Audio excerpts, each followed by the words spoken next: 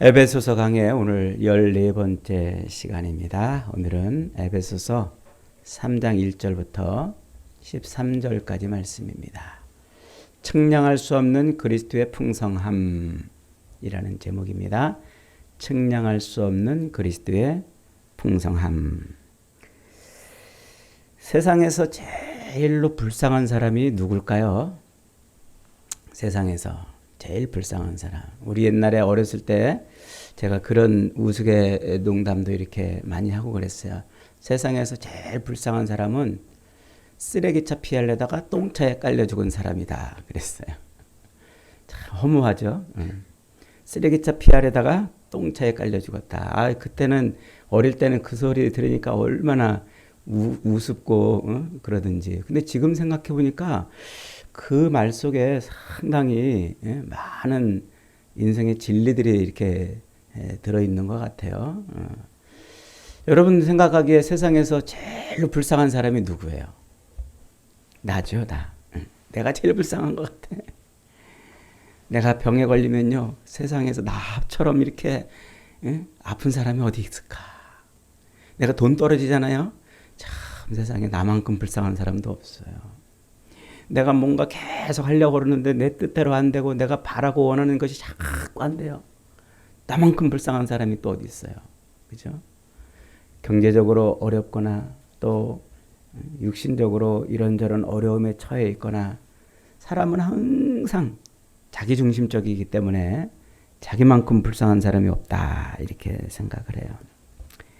병들어 고통 속에 있는 사람도 내가 제일 불쌍하고 가족이 없어 외로움에 떠는 사람도 역시 내가 제일 불쌍하고 실패하여 인생이 또 무언가 이루지 못할 때도 내가 제일 불쌍하고 이 모든 상황 다 동정받아야 되고 또 위로받아야 될 그런 현실에 비참한 상황일 것입니다. 그런 측면에서 본다면 사도 바울은 아마 세상에서 제일로 불쌍한 사람 중에 대표 주자가 아닌가 이런 생각이 들어요. 지난주에 한번 말씀드렸죠.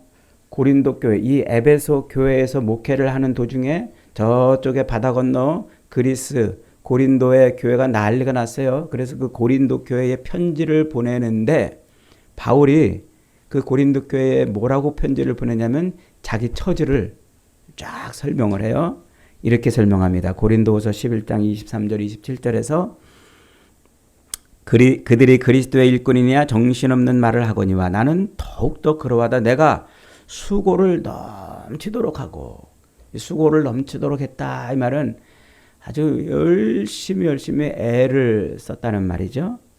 옥에도 갇히고 더 많이 하고 또 매도 수없이 맞고 여러 번 죽을 뻔도 하였고 유대인들에게 40에 하나 감한 매를 5번이나 맞고 3번은 태장으로 맞고 1번은 돌로 맞고 3번 배가 파산해서 일주일을 깊은 바닷속에서 지냈으며 여러 번 여행하면서 강의 위험과 강도의 위험과 동족의 위험과 이방인의 위험과 시내의 위험과 광야의 위험과 바다의 위험과 거디 형제 중의 위험을 당하고 또 수고하고 애쓰며 여러 번 자지 못하고 줄이고 목마르고 굶고 춥고 헐벗었다. 그래요. 아마 우리가 인생에서 당할 수 있는 그 모든 시련과 환난과 역경과 고난을 다 당했던 것 같아요. 바울이 어떤 사람이에요? 그는 로마의 시민권을 가지고 태어난 사람이잖아요.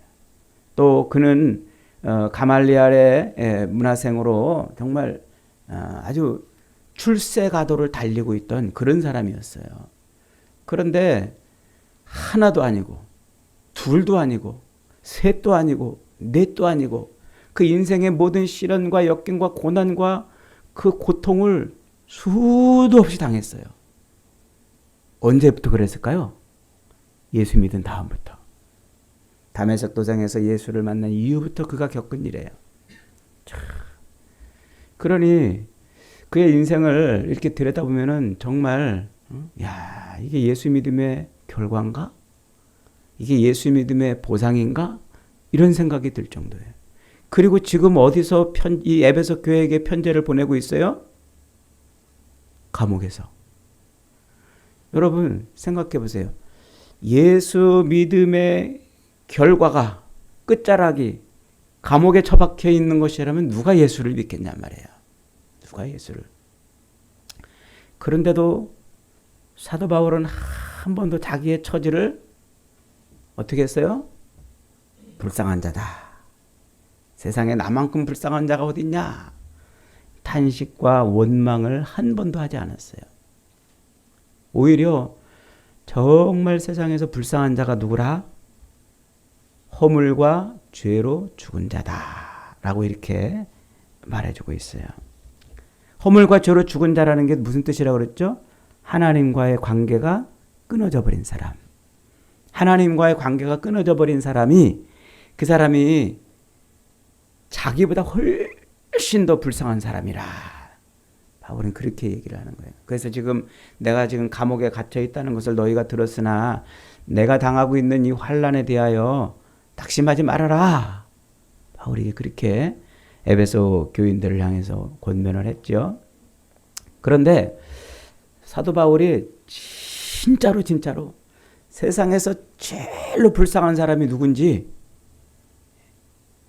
역시 고린도 교회를 향해서 이렇게 설명합니다. 고린도 전서 15장 19절에 보니까 만일 그리스도 안에서 우리의 바라는 것이 다만 이 생뿐이면 모든 사람 가운데서 우리가 더욱 불쌍한 자니라 그래. 이게 무슨 말이에요?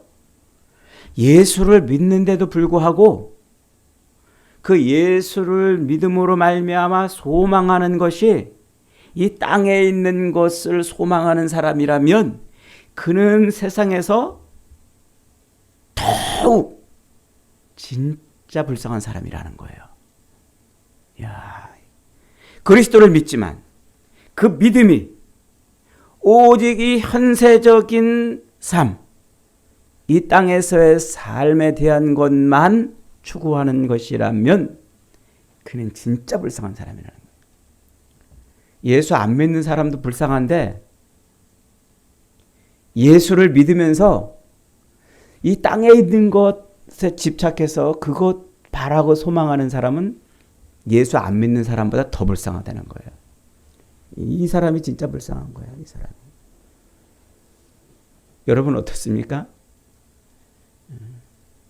여러분은 어떻게 생각하세요? 여러분 자신에 대해서. 여러분 불쌍한 사람이에요? 안 불쌍한 사람이에요? 그래서 사도 바울은 그리스도를 믿지만 그 믿음이 저 하늘의 기업, 하늘의 상급을 바라지 않고 땅에 있는 것을 소망한다면 그는 진짜 세상에서 예수 안 믿는 사람보다 더 불쌍하다. 그렇게 말해요. 여러분 사람은 누구나 다 풍성함을 갈망하잖아요. 더 풍성한 재정, 더 풍성한 관계, 더 풍성한 감정과 성공을 추구하며 그렇게 하루하루를 다 보내요. 그러나 우리가 이 땅에서 살면서 우리의 그 풍성함이라는 게 얼마나 허황되고 또 허무한가 하는 것을 우리는 살면서 많이 경험하지 않습니까? 그래서 우리가 이 땅에서 애쓰고 수고해서 얻으려고 그러는 모든 것들이 다 바람을 잡으려고 그러는 것 같다 하고 전도서 기자는 우리에게 그렇게 가르쳐줘요. 그래서 어거스틴도 그런 말을 했어요. 젊은 시절 쾌락과 명예와 철학을 쫓았지만 그는 마음이 공허해서 쓰러질 때마다 이렇게 고백을 했답니다. 주님께서 우리를 당신을 위하여 지으셨으므로 우리의 마음은 주 안에서 안식하기 전까지는 평안이 없나이다. 우리를 하나님을 위해서 우리를 지어놨으니까 우리 마음이 주님 안에 안식하기 전까지는 이 땅에서 평안이 없다. 이렇게 말했다는 거예요. 무슨 말이에요? 이 말이. 이 말을 조금 돌려보면은 이 땅에서 세상에서 아무리 많은 것을 가지고 아무리 바라고 원하는 것을 얻어도 그리스도 예수 안에서 누리는 풍성함과는 비교할 수 없다는 거예요. 왜요? 이 땅에 있는 것은 우리에게 안식을 가져다 주지 못하니까요. 이 땅에 있는 것은 우리에게 평안을 가져다 주지 못하니까요. 그 평안은 어디에서 오기 때문에? 그리스도 예수를 통해서만 오기 때문에. 그래서 사도 바울은 오늘 본문 3장에서 자신이 그리스도 예수를 위한 일로 지금 감옥에 갇혀 있지만, 그래서 그는 육체적으로 고통스럽고 육체적으로 괴로운 상태에 있지만 그의 마음은 조금도 힘들지 않다는 거예요. 조금도 괴롭지 않고 조금도 그것 때문에 내 삶이 원망스럽거나 내 삶이 비참하다거나 왜 나는 이렇게 살아야 되는가, 이런 불평, 원망 이런 것을 하지 않았단 말이에요. 근데 우리는 어때요? 우리는 왜 나는 이렇게 살아야 되는가? 왜 나는 이런 가난을 짊어지고 이렇게 힘들게 살아야 되는가? 왜 나는 이 질병을 짊어지고 이 고통 속에 살아야 되는가? 왜 나는 이렇게 다른 사람들처럼 풍성함을 누리지 못하고 또 평안함을 누리지 못하는 것일까? 늘 그렇게 원망하며 산다는 거예요. 근데 바울은 세상 것에서 얻을 수 없는 것이 있기 때문에 결코 자기 인생이 비참하거나 불쌍하거나 그렇지 않다라고 말하는 거예요. 그래서 이 바울의 그 평안함, 바울의 자기 인생을 향한 그 충족함이 어디서 온다고요? 그리스도 예수의 풍성함 속에서 온다. 오늘 그렇게 말하고 있는 거예요. 자, 8절 한번 다시 읽어봅니다. 8절, 9절 시작. 모든 성도 중에 지극히 작은 자보다 더 작은 나에게 이 은혜를 주신 것은 측량할 수 없는 그리스도의 풍성함을 이방인에게 전하게 하시고. 바울은 참 인간적으로 본다면요, 그는 누구와도 비교할 수 없을 만큼 뛰어난 사람이에요. 그는 이미 로마의 시민권을 상속받아 가지고 난 사람이잖아요. 그 시대는요, 로마 시민권을 가지려고 얼마나 사람들이 애를 썼는지 몰라요. 그래서 자기 재산을 갖다 바쳐서 로마의 시민권을 사는 사람도 있고, 또 많은 공로를 세워서 로마의 시민권을 얻으려는 사람들도 있었어요. 그래서 수많은 젊은이들이 군대에 자원 입대해요. 이 로마의 그 식민지에 있는 젊은이들이 로마 군대에 자원 입대해가지고 나가서 전쟁에서 공을 세우면요, 로마의 시민권을 얻어요. 그 자기 목숨을 내놓고 시민권을 얻으려고 그러는 거예요. 그런데 바울은 날 때부터 시민권을 가지고 난 사람이에요. 그리고 가말리엘의 문화생으로서 그는 최고의 학부, 최고의 지식을 얻는 그런 삶을 살았던 사람이에요. 그러니까 뭐 하나 부족함이 없던 사람이죠. 그런데 그가 자기를 지금 뭐라고 표현하냐면 모든 성도 중에 지극히 작은 자보다 더 작은 자기가 아무것도 아닌 것을 깨달은 거예요. 야, 인생 진짜 아무것도 아니다. 우리 인생이 하나님의 은혜가 아니면 아무것도 아니다. 이걸 깨달아야 돼요, 우리가. 여러분, 참 우리는 살면서 우리 자신에 대해서 얼마나 자긍심을 가져요. 대단하고 내가 제일 잘난 것 같고요. 그런데 보세요. 항상 사람은 자기중심적이라 늘 나를 중심으로 한 안경을 끼고 다른 사람을 보기 때문에 내가 요만큼만 저 사람보다 잘나도요, 대단히 잘난 것처럼 여겨요. 그래서 다른 사람을 무시하고 멸시하고 그러는 거예요. 그 완장 하나 차면은 막 갑질하는 이유가 뭐예요? 다 그게 자기 잘난 중심으로 살기 때문에 그래요. 근데 바울은 우리 인생이 죄와 허물로 죽어버린 인생의 본질, 그 실체를 알기 때문에 인생이 아무것도 아닌 것을 알았어요. 그래서 그는 모든 성도, 그 모든 성도의 가장 작은 자보다 더 작은 자기라고 고백할 수 있었던 것이죠. 그가 그런 자기에게 이 은혜를 주신 것은 그랬어요. 무슨 은혜를 주셨을까요? 이 땅의 모든 시련과 환난과 역경과 고난과 곤고와 그 풍랑 속에서 그 고통 속에서도 살아갈 수 있는 은혜, 그 은혜를 주신 것은, 여러분 우리는 조금만 힘들면 막 금방 털푸덕하고 좌절하잖아요. 털푸덕하고. 여러분만 그럽니까? 사실 목사인 저도 좌절할 때가 얼마나 많은지 몰라요. 막 낭망하고 막 이게 지금 내가 뭐 하고 있는가. 학교 다닐 때 저보다 성적도 나쁘고 또 태도도 나쁘고, 저는요 학교 다닐 때 그 예배 시간, 그 채플 시간에 거의 안 빠졌어요. 그리고 학교에 일찍 가가지고 그 뒷산에 기도골에 가서 1시간씩 기도하고 또 수업을 듣고 막 이러면서 예배 시간이 되면은요 항상 예배를 우선시하고 그렇게 학교 생활을 했어요. 그런데 맨날 수업 끝나면 저 학교 분식집 가서 놀다 오고 또 땡땡이 치고 안 오고 뭐 이래던 사람들이 큰 교회를 맡아가지고 목회를 하는 그런 곳을 보면요, 야, 이게 세상에 이렇게 불공평한가. 하나님, 내가 하나님 앞에 무슨 죄를 져서 저는 이렇게 작은 목회를 하고 저 사람들은 도대체 뭐 때문에 저렇게 큰 목회를 합니까? 이런 막 좌절감이 밀려오고 그럴 때가 많이 있었어요. 막. 그래서 조금 교회가 이렇게 안정적으로 올라가려고 하다가 또 무너지면은 막 좌절하고 막 그런 좌절들이 저도 수없이 있었어요. 근데 우리가 그런 모든 삶 속에서 아무리 그렇게 고통스러운 삶을 산다고 할지라도 누구를 만나면, 그리스도 예수를 만나면 이 모든 것이 아무것도 아니라는 것을 안다는 말이에요. 바울은 그걸 깨달은 거예요. 세상에 생각해 보세요.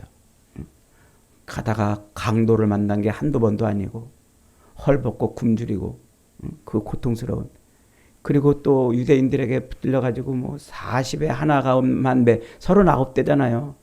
39대에 매를 맞았는데 3번은 태장으로 맞고 여러 번 그렇게 죽을 뻔한 고비를 넘겼단 말이에요. 그런 고비를 넘기면서 그가 버틸 수 있었던 은혜, 그게 뭐라고요? 아, 이게 그리스도께서 내게 주시는 은혜 때문이구나 하는 것을 알았어요. 그러면서 자기를 그런 고통 속에서 붙들어 주신 하나님의 그 은혜가 뭐냐면 두 가지. 하나는 이 이방인들에게 그리스도의 이 풍성함을 전하게 하려고 그런다. 그래서 자기를 이런 고통 속에서도 하나님이 붙들어 주셨다는 거예요. 두 번째는 뭐예요? 9절에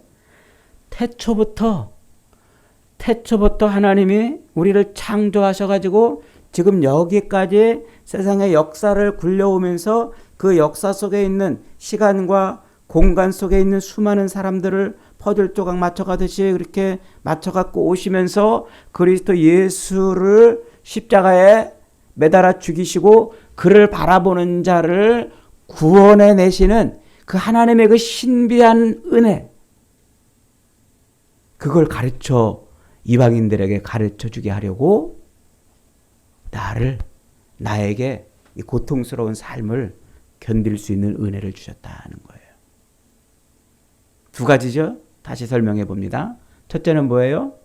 이방인들에게 예수 그리스도 안에 있는 그 풍성한 은혜를 사람들에게 가르쳐 주려고. 그러니까 이게 보통 고백이 아닌 거예요, 여러분. 사람들이 점쟁이들을 많이 찾아가잖아요. 왜 점쟁이 왜 찾아가요? 그 점쟁이를 통해서 자기의 내일이 좀 잘 되기를 바라고, 내일이 형통해지기를 바라는 거예요.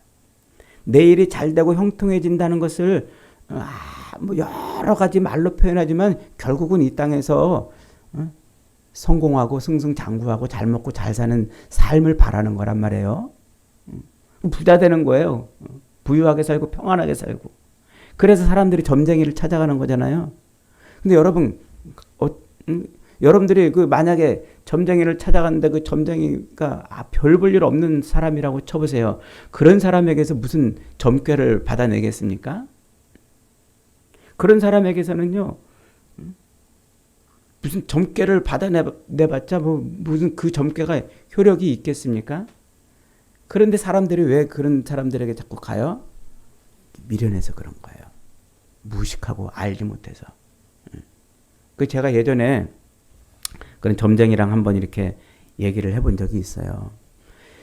아니 선생님은 다른 사람들이 오면 그 사람들이 부자 되는 방법, 그 사람들이 성공 출세하는 방법을 가르쳐 주시는데 왜 선생님은 정작 그러지 못하십니까? 그랬더니 좀 멋쩍은 듯이 좀 웃으면서 그러더라고요. 점쟁이에게는 그런 능력을 신이 안 주신대. 신이 안 주신대. 여러분 그런 말이 믿어져요? 신뢰가 돼요? 결국 점쟁이도 뭐 하려고 그러는 거예요? 그저 자기한테 점괘 보러 오는 사람들을 통해서 부를 재산을 먹고 살 길을 열어가는 그런 일을 하는 사람이에요. 이게 다 인간은 그런 거예요. 그러니까 인간은 늘 자기중심적으로 보기 때문에 자기보다 못한 사람들에게서는요 별 얘기를 해도 신뢰를 하지 않아요. 신뢰를. 그러니까 지금 바울이 그런 거잖아요. 바울이 뭐 좀 막 로마의 관리가 되어 있거나 뭔가 대단한 사람이 되어 있거나 뭔가 남들 앞에 정말 내세울 만한 뭐가 있는 사람 같으면 아마 이 수많은 에베소 사람들이 막 달려와서 바울 밑에서 복음의 도를 배우려고 그랬을 거예요. 그런데 정작 어때요? 그는 고통스러운 삶을 살았을 뿐만 아니라 끝자락은 감옥에 갇혀 있으니 예수 믿음의 끝자락에 바울이 전한 그 복음의 끝자락에 저렇다면 누가 믿을 것인가? 다 그럴 거 아니에요. 그럴 거 사람들이. 그런데도 사도 바울은 지금 뭐라고 한다고요? 예수 그리스도 안에 있는 그 풍성함을 전하려고 하나님이 자기를 세웠다는 거예요. 그러니까 우리는 이 말씀 속에서 풍성하다는 의미를 분명하게 깨달을 수 있어요. 그 풍성함이 뭐예요? 적어도 사도 바울이 말하고 있는 그 예수 그리스도 안에서 그 풍성함은 적어도 이 땅에서 물질적 풍성함은 아니에요. 건강의 풍성함도 아니에요. 모든 사람들과의 관계의 풍성함도 아니고 내가 바라고 원하는 것을 척척척 얻어내는 그런 풍성함도 아닌 것을 알 수 있어요. 그런데 우리는 어때요? 우리는 예수를 믿으면 다 물질적 풍성함이 있어야 된다고 생각하고 다 이 땅에서 내가 바라고 원하는 것을 척척척 얻어내는 그런 풍성함을 누려야 된다고 생각해요. 그걸 그리스도 안에 있는 풍성함이라고 여긴단 말이에요. 이 땅에서 세상 사람들이 추구하는 그 풍성함을 우리는 예수 그리스도를 통해서 얻으려고 그렇게 추구한단 말이에요. 바울은 지금 그것이 아니다 우리에게 말하고 있는 거예요. 진짜 우리에게 풍성함이란 그리스도 예수를 통해서 주시는 하나님의 진짜 풍성함, 그것은 우리가 인간의 머리로 측량할 수 없다 이 말이에요. 측량할 수 없다 이 말은 따라갈 수 없다, 추적할 수 없다, 혹은 돈 세듯 헤아릴 수 없다 이 말이에요. 그러니까 그리스도의 풍성함, 그 풍성함은 우리가 돈 세듯 헤아릴 수 없고 그게 도대체 뭔지 끝까지 다 추적하기도 어려울 만큼 그런 풍성함이란 거예요. 여러분이 이 땅에서 가지고 있는 그 모든 풍성함은 다 어때요? 다 헤아릴 수가 있어요. 응? 여러분 재산을 가졌다고 쳐요. 그 재산 여러분 헤아릴 수 없을 만큼 가질 수 있나요? 아니에요. 다 헤아릴 수 있어요. 측량할 수 없는 풍성함이 아니에요. 여러분들이 얼마를 가졌든 그 물질은 다 헤아릴 수 있어요. 건강도 여러분 금방 다 헤아리잖아요. 시간이 가면 갈수록 내 건강이 안 좋아지고 있구나. 그 건강도 끝이 있고 헤아려진단 말이에요. 측량이 가능하단 말이에요. 내가 바라고 원하는 그 모든 일, 어떤 일을 얻어도 그게 다 측량이 되고 헤아려지고 끝을 가볼 수가 있어요. 끝을 가볼 수가. 그런데 사도 바울은 지금 뭐라고 말하고 있어요?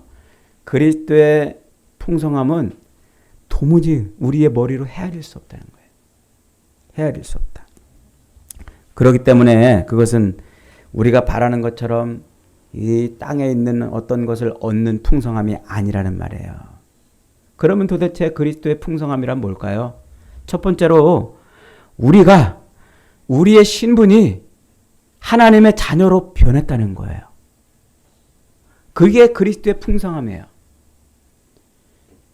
나는 본질상 어떤 놈이었어요? 본질상 진노의 자식이었어요. 죄와 허물로 죽어서 본질상 진노의 자식이었다니까요. 예수 그리스도를 믿기 전에 우리는 다 본질상 죽은 사람들이란 말이에요. 죽은 사람들. 제가 예전에 학생들을 가르칠 때 이 개념을 아무리 설명해도 애들이 이해를 못하는 거예요. 어떤 학생이 저한테 목사님 왜 자꾸 우리를 죽었다고 말해요? 왜 자꾸 죽었단 말이에요? 그러는 거예요. 똑똑한 학생이에요. 그래서 제가 이렇게 설명했어요. 우리는 아담이 하나님 앞에 범죄함으로 말미암아 그 아담의 죄를 다 가지고 태어난 사람이라서 그 아담의 원죄가 우리의 이 심령 속에 들어와 있고 그 죄가 우리의 피를 흐리기 때문에 우리는 그래서 죽은 사람이다 그랬어요. 그랬더니 목사님 저는 아담의 아씨가 아니고 김씨예요. 김의 김씨예요 그러더라고요. 그래서 내가 그랬어요. 그래 이 김의 김씨 아무개야 네가 아담하고 아무 관계가 없다면 너 죽지 말아야 돼. 그런데 너 정말 안 죽을 수 있겠니? 그랬더니 나이를 먹고 그러면 죽을 수 있겠죠? 그러더라고. 그래 네가 죽는다는 것은 아담의 후손이라는 거야. 왜냐하면 태초에 하나님이 아담을 지으시고 이것을 먹는 날에는 반드시 내가 죽으리라 명령하셨기 때문에 그것을 먹은 그 죄로 죽으리라는 명령대로 죽게 되는 거야. 이렇게 설명했어요. 그랬더니 그 아이가 목사님 그렇군요 하고 알더라고요. 그 애가 작년에 목사 한 수 받았어요. 그 믿음의 진리를 깨달아가지고 말이죠. 얼마나 기특한지. 여러분 우리는 지금 뭐라고요? 본질상 그리스도 예수를 믿기 전에 죽었던 사람들이란 말이에요. 그런데 어떻게 했어요? 예수 그리스도를 십자가에 매달아 죽이시고 그 아들을 믿으면 우리를 뭐 한다고요? 하나님의 자녀로 바꿔주셨다고요. 그래서 우리가 그리스도의 그 풍성함으로 누리는 첫 번째 것이 하나님의 자녀됨이에요. 하나님의 자녀. 그 다음에 두 번째 그리스도 안에서 우리가 누리는 그 풍성함은 무엇일까요? 그것은 성령을 통하여 내가 자꾸 그리스도처럼 삶을 살아가는 거예요. 이것이 내 안에서 성령의 역사로 이루어지는 것이란 말이에요. 또 그리스도 예수를 통해서 하나님의 나라에 들어가는 삶, 그것이 바로 그리스도의 풍성함이에요. 그 모든 것을 이룰 수 있도록 우리를 뭐 하셨어요? 교회로 불러주셨단 말이에요. 교회. 교회가 뭐라고 그랬어요? 헬라어로 교회를 뭐라고 부른다고 그랬죠? 에클레시아 그런다고 그랬어요. 이 에클레시아는 특별한 말이 아니었어요. 그 당시 보편적으로 쓰던 말이라니까요. 그 당시에 이 말을 어떻게 썼냐면 사람들은 왕이 전쟁을 치를 때 마을에 종탑에서 땡땡땡땡 종치면은 그 종소리를 듣고 다 사람들이 광장으로 모이게 돼 있어요. 안 모이면 죽어요. 안 나온 사람은요 군사들이 찾아가지고 그 자리에서 죽여요. 하니까 안 죽으려고 사람들이 다 광장에 모여요. 그러면 그 모인 사람들, 그 사람들을 데리고 왕이 전쟁하러 나가는 거예요. 그렇게 싸움을 위해서 모여진 사람들을 뭐라고 불렀다고요? 에클레시아라고 불렀어요. 그 단어를, 그 말을 예수님이 누구에게 턱하니 붙였어요? 제자들에게 붙였어요. 내 교회를, 네 고백 위에 내 교회를 세우겠다. 그러면서, 그러니까 제자들이 예수님이 나를 따라오너라, 나를 따라오너라, 배와 그물을 버려두고 주님을 따라왔던 그 사람, 세관에 앉았다가 내려와서 주님을 따랐던 그 사람들, 그렇게 주님의 부르심을 받고 모인 그 사람들을 예수님이 요 에클레시아라는 이름으로 불러준 거예요. 무슨 의미예요? 싸움을 위해서 불러냄을 받은 사람. 그러니까 지금 이 예수님은 무슨 싸움을 싸우고 있어요? 로마에 대해서 싸웠나요? 아니면 시골에 있는 어떤 도적대랑 싸웠나요? 예수님은 무엇을 위해 싸웠어요? 자기를 십자가에 매다는 싸움을 싸웠어요. 인간의 욕망은 자기를 번성하고 잘되게 하기를 원하는 건데 예수님은 자기를 죽이는 싸움을 싸웠어요. 욕망을 죽이고 자기를 죽여서 우리를 살려내는 그 싸움을 싸우신 거예요. 그러면서 예수님이 뭐라고 그래요? 아무든지 나를 따라오려거든 자기를 부인하고 자기 십자가를 지고 나를 쫓으라 그러잖아요. 그러니까 우리가 예수를 믿는다는 것, 즉 우리가 교회가 됐다는 것, 우리가 예수를 따른다는 것은 바로 내 욕망을 죽이고 욕심을 죽이고 그리스도 예수를 따라서 내가 죽어 너를 살리는 그 삶을 살아내는 싸움을 싸우는 존재가 됐다는 거예요. 그걸 다른 말로 말하면 다른 사람들에게 그리스도의 풍성함을 전하는 삶을 산다 그러는 거예요. 이게 지금 바울이 말하고 싶은 거예요. 그러니까 그리스도의 풍성함은 한편으로 보면은 내가 하나님의 자녀가 되었다는 것, 본질상 진노의 자식인데 하나님이 나를 자녀로 불러주신다는 것이고, 또 내 안에 하나님의 영이 성령이 임해서 이 고난과 고통과 이 시련이 많은 이 인생을, 이 고난의 광야 같은 인생을 버티며 살 수 있게 해준다는 것이고, 그리고 우리에게 주어진 이 믿음의 싸움을 싸울 수 있는 은혜를 우리에게 주신다는 거예요. 이게 그리스도의 풍성함을 누리는 거예요. 그러면서 동시에 예수님이 그러셨듯이 내가 죽어 너를 살리는 십자가의 삶을 살아내는 것. 그게 그리스도의 풍성함을 누리는 거예요. 이걸 위해서 지금 하나님이 바울을 불렀다는 거예요. 이걸 위해서 내가 지금 너희를 위해서 너희에게 이 진리, 이 비밀의 은혜를 가르치기 위해서 내가 지금 감옥에 갇혔으니까 걱정하지 마, 염려하지 마, 내 환난에 대해서 낙심하지 말아라. 바울이 지금 이렇게 오늘 말하고 있는 것입니다. 여러분, 사람들은 예수를 믿으면 세상 사람들이 그러는 것처럼 자기 신 앞에 나가서 비나이다 비나이다, 이 땅에서의 삶이 형통케 되고 잘되기를 비나이다, 그렇게 비는 것처럼 예수를 믿으면 이 땅에서 그렇게 되기를 빌어요. 그렇게 되기를 소망하고 갈망하고, 그렇게 안 되면 내가 예수를 뭔가 잘못 믿는 건가? 왜 나에게는 이런 은혜를 주시지 않는가? 이런 원망과 시비를 하는 거죠. 여러분, 하나님은요 우리에게 이 땅에서 예수를 믿음으로 말미암아 이 땅에서 잘 먹고 잘 사는 삶을 우리에게 요구하고 계시지 않아요. 그것은 하나님이 이 땅을 움직이는 이 법칙에 따라서 때로 누가 얻을 수도 있고 못 얻을 수도 있어요. 그것 때문에 좌절하고 절망하지 말고 하나님의 그리스도 안에 있는 그 은혜를 우리가 누리며 살아야 되는 거예요. 그래서 그리스도의 풍성함은 하나님의 자녀됨의 신분을 누리는 것이고, 그리스도의 풍성함은 하나님과의 관계가 회복이 되는 것이고, 그리스도의 풍성함은 세상에 그 어떤 고난과 시련이 와도 흔들리지 않는 그런 믿음으로 평안을 누리게 하시는 거예요. 그래서 이 땅의 고난의 삶을 이기게 하시는 것이죠. 여러분, 성도는 이 땅에서 풍성한 물질을 누리는 사람이 아니고 이 땅에서 풍성한 그리스도의 은혜를 누리는 사람들이에요. 저와 여러분들은 감옥에 갇혀서도 나는 부유하다라고 말했던 바울처럼 그런 믿음의 삶을 살아야 될 줄 믿습니다. 십자가에 달려 죽으신 예수 그리스도를 통해서 내 안에 들어오신 그 그리스도가 점점 더 풍성하게 되어야 합니다.